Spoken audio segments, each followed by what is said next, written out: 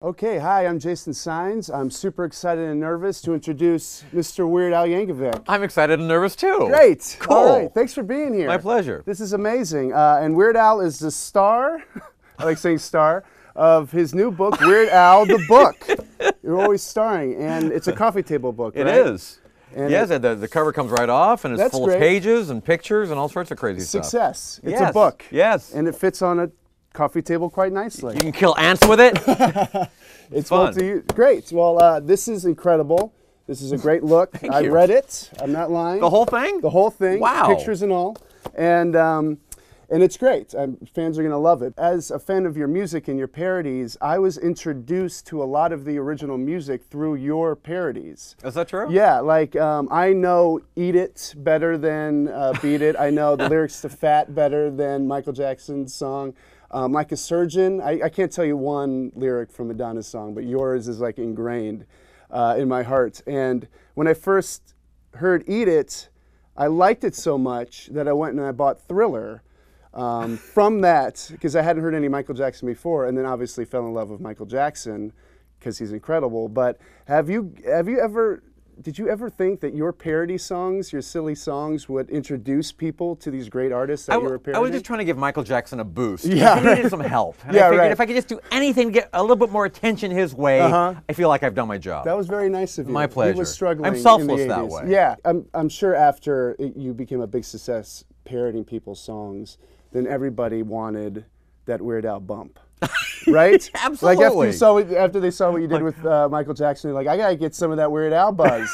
Did you start getting bombarded with requests for parodies from artists and musicians? Well, in actuality, I on occasion I get people coming up to me at parties and award shows and asking for the bump. Right. And now, they have to take a number and wait their turn because there's only so much of me to go around. Yeah, right. You've only got two hands and one accordion. Yeah, that's true. Do you remember any bands in particular coming to you, like saying, "Hey, you got to do a Chumbawamba"? Chumbawamba never approached me. I wish they had. Because you were waiting for them. I was waiting. I could like whip off some tub thumping knockoffs like that, but I kind of needed a little bit of something from them. So. Really. So it was mostly you controlled the flow of your music. You always decided what you wanted to parody. You never let any, record label push you into making a parody you didn't want to?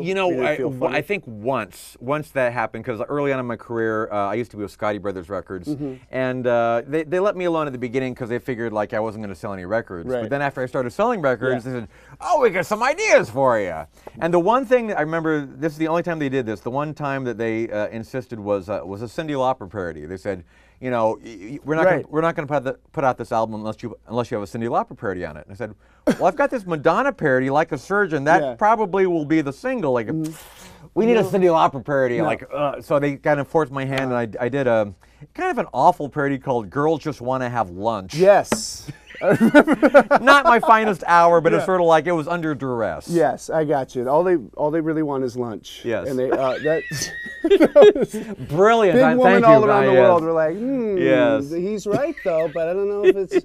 That's funny. Like they're trying to push Cyndi Lauper, right? And you're like, have you heard of Madonna? She might be a bigger thing. We might want to go with her.